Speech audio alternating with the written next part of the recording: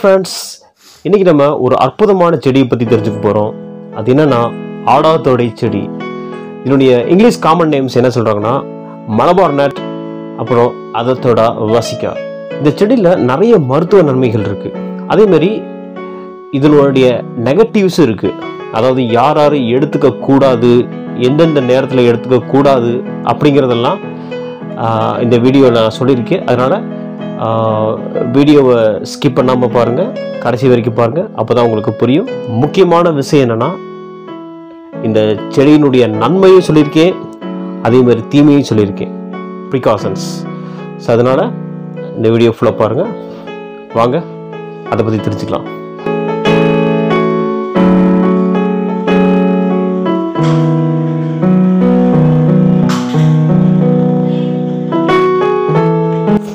Okay friends, இன்றைக்கி நம்ம எதை பற்றி பார்க்க போகிறோன்னா ஒரு அருமையான மெடிசினல் பிளான்ட். இது பார்த்திங்கன்னா ஒரு பாரம்பரியமிக்க ஆதி காலத்துலேருந்து இருந்த ஒரு செடி, ஆடாத்தோடை அப்படின்னு சொல்லி ஒரு மருத்துவ செடி.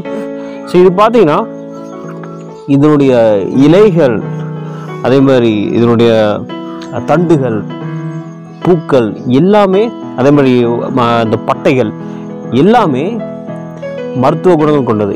குறிப்பாக பார்த்தீங்கன்னா இது வந்து ரொம்ப கசப்பாக இருக்கும். நான் வந்து என்னுடைய தனிப்பட்ட அனுபவத்தில் பார்த்தீங்கன்னா இது வந்து நான் இதனுடைய நன்மைகளை அனுபவிச்சிருக்கேன். எப்படின்னு பார்த்தீங்கன்னா, சளி பிடிச்சி கஷ்டப்படுறப்ப ஆவி பிடிக்கிறதுக்கு வந்து பயன்படுத்துவாங்க. எப்படின்னா, நம்ம எல்லாத்துக்கும் அந்த ஸ்டீம் இன்ஹாலேஷன் பற்றி தெரியும். சுடு தண்ணி வச்சு ஆவி பிடிக்கிறது அது சாதாரணமாக எல்லாரும் பண்ணுறோம். அதோடு சேர்த்து இந்த ஆடாத்தோடையோட இலைகளை அந்த சுடுதண்ணியில் வந்து போட்டு காய வச்சு குடித்தா இன்னுமே வந்து ஒரு எஃபெக்டிவாக இருக்கும்னு சொல்லி சொல்கிறாங்க. நானுமே வந்து இதை நான் பண்ணியிருக்கேன். மேலே வந்து அது வந்து நல்லா தான் இருந்தது. ஒரு அதிசயமான விஷயம் என்னென்னா, இந்த இலைகள் நம்ம குரலை கூட நல்ல ஒரு இனிமையான குரலாக மாற்றணும் அப்படின்னு சொல்கிறாங்க.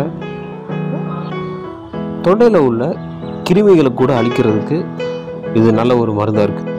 இந்த ஆடாத்தோடை செடி நிறைய நோய்களை குணப்படுத்துறதுக்கு உதவியாக இருக்குது. குறிப்பாக ரெஸ்பிரேட்டரி tract இன்ஃபெக்ஷன், அதாவது சுவாச பகுதியில் ஏற்பட்டிருக்கிற பிரச்சனையை தீர்க்கிறதுக்கு உண்மையிலேயே ஒரு பயங்கரமான மருந்தாக இருக்குது.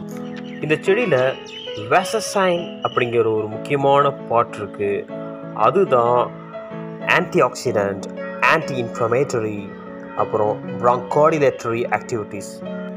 அதாவது ஆன்டி ஆக்சிடென்ட்னா நம்ம உடம்புல இருக்கிற செல்ஸை தீங்கு விளைவிக்கக்கூடிய விஷயங்கள்லேருந்து பாதுகாக்கக்கூடிய ஒரு கெமிக்கல் காம்பவுண்ட். அதே மாதிரி ஆன்டி இன்ஃப்ளமேட்டரி, வீக்கம், வலி போன்ற பிரச்சனைகளை சரி செய்கிற ஒரு நன்மை. அதே மாதிரி ப்ராங்கோடிலேட்டரி ஆக்டிவிட்டீஸ், அதாவது நம்ம மூச்சுக்குழாய் நல்லா விரிவடைஞ்சு நம்ம நுரையீரலுக்கு நல்ல காற்று அதிகமாக போகிறதுக்கு ஒரு நன்மை விளைவிக்கக்கூடிய அந்த இதுதான் ப்ராங்கோடிலேட்டரி ஆக்டிவிட்டீஸ். வேசசைன் அப்படிங்கிற ஒரு முக்கியமான காம்பனோடு இந்த செடியில் இருக்கிறனால தான் இந்த antioxidant, anti inflammatory, bronchodilatory activities போன்ற நன்மைகள் நமக்கு பயனுள்ளதாக இருக்குது. இந்த இலைகள் வந்து கசப்பாக இருக்கிறனால ஆடு மாடு வந்து சாப்பிடாதுன்னு சொல்லுவாங்க. ஸோ அதனால் ஆதி காலத்தில் வந்து ஆடுத்தோடா செடின்னு சொல்லி இதுக்கு வந்து பேர் சொல்லியிருந்தாங்க.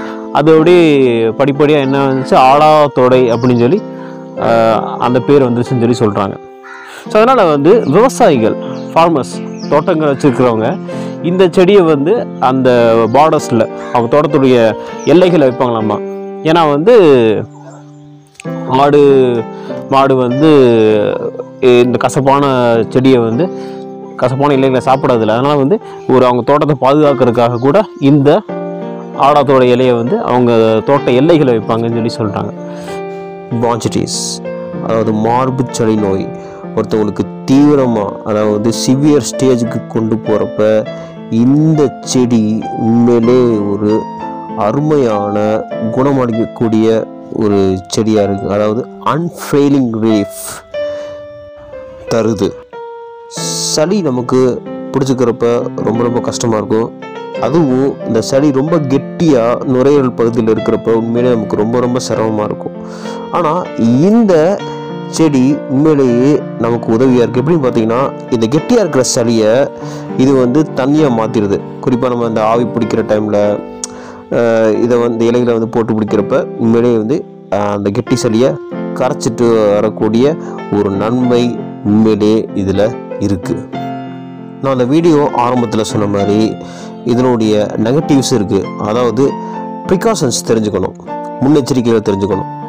கண்டிப்பாக ஒரு டாக்டருடைய ஆலோசனை இல்லாமல் இதை நம்ம சாப்பிட்றது நல்லதில்லை. அதனால் வந்து அவருடைய ஆலோசனையை கேட்டுக்கிட்ட பிறகு இதனுடைய மருத்துவ நன்மைகளை நம்ம அனுபவிச்சா நல்லது. அதே மாதிரி ரொம்ப ரொம்ப அதிகமாகவும் இதை பயன்படுத்திடக்கூடாது. ஏன்னா இன்னும் வேறு பிரச்சனைகள் கூட வரலாம். குறிப்பாக கை குழந்தைகளை வச்சுருக்கிற தாய்மார்களும் அதே மாதிரி ப்ரெக்னெண்ட்டாக இருக்கிற பெண்களும் இதை தவிர்க்கிறது நல்லது. என்னோட தனிப்பட்ட கருத்து என்னென்னா, எந்த ஒரு இயற்கை மூலிகையாக இருந்தாலும் சரி, இல்லை எந்த ஒரு மருந்தாக இருந்தாலும் சரி, ஒரு டாக்டர்கிட்ட கன்சல்ட் பண்ணிவிட்டு எடுத்துக்கிறது ரொம்ப நல்லது. ஓகே ஃப்ரெண்ட்ஸ், இந்த வீடியோ உங்களுக்கு பிடிச்சிருந்தா லைக் பண்ணுங்கள், கீழே கமெண்ட் பண்ணுங்கள். அதே மாதிரி இது வரைக்கும் நம்ம சேனலை சப்ஸ்கிரைப் பண்ணாமல் இருந்தால் சப்ஸ்கிரைப் பண்ணுங்கள். அப்போ தான் நான் போடக்கூடிய வீடியோஸ் உங்களுக்கு தொடர்ந்து வரும். தேங்க்யூ ஃபார் வாட்சிங்.